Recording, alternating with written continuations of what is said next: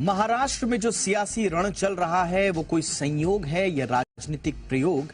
ऐसे दावे इसलिए किए जा रहे हैं क्योंकि 2024 से पहले कई उलटफेर हो रहे हैं और राजनीति को करीब से समझने वालों का कहना है कि एक वजह यह बताई जा रही है कि महाराष्ट्र में एनडीए की सरकार अल्पमत ना हो क्योंकि शिंदे गुट के 16 विधायकों पर अयोग्यता का खतरा मंडरा रहा है। शरद पवार ताकतवर नेता हैं और उनको टारगेट करके 2024 के पहले विपक्षी एकता में सेंध लगाई गई है क्योंकि एकजुट विपक्ष से बीजेपी के मिशन 2024 को खतरा हो सकता है।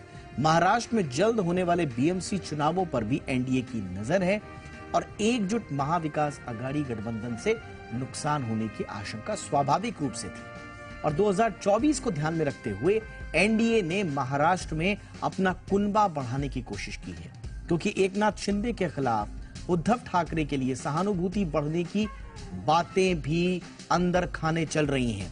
तो इतने सारे फ्रंट पर जो डैमेज कंट्रोल हुआ है उसको ठीक करने, जो डैमेज हुआ है उसको कंट्रोल करने के लिए बीजेपी की एक रणनीति के तहत ये पूरा का पूरा घटनाक्रम देखा जा रहा है। वैसे शरद पवार राजनीति के चाणक्य माने जाते हैं। महाराष्ट्र से लेकर केंद्र सरकार में उन्होंने अपनी ताकत का एहसास अपनों के साथ साथ अपने विरोधियों को भी कराया है, लेकिन खुद के ही भतीजे के हाथों मात खाने के बाद शरद पवार आहत हैं। एक बार फिर अपनी ताकत इकट्ठा कर वापसी करने की बात जरूर कह रहे हैं वो, लेकिन सवाल यह है कि क्या वाकई में ऐसा हो पाएगा।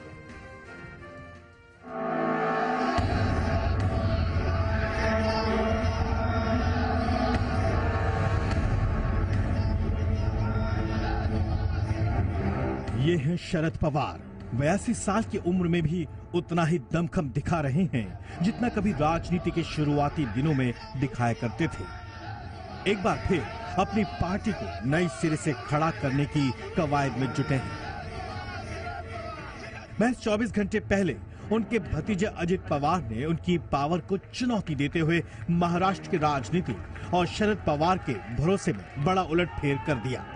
शरद पवार इतने आहत दिखाई दे रहे हैं कि उन्होंने बिना नाम लिए बीजेपी शिवसेना शिंदे गुट पर निशाना साधा है। अजित पवार ने जिस तरह एनसीपी पर दावा ठोका है, 40 विधायकों के उनके समर्थन में आने की बात कही है, माना जा रहा है कि शरद पवार के राजनीतिक जीवन का यह सबसे मुश्किल दौर है। इसके कुछ कारण और भी हैं। अजित पवार पर शरद पवार भरोसा करते थे लेकिन बड़ी जिम्मेदारी देने से बचते थे। प्रफुल्ल पटेल जैसे नेता शरद पवार के राइट हैंड माने जाते रहे, लेकिन अब उन्होंने भी पवार का साथ छोड़ समय के साथ आगे बढ़ने में अपनी भलाई समझी है।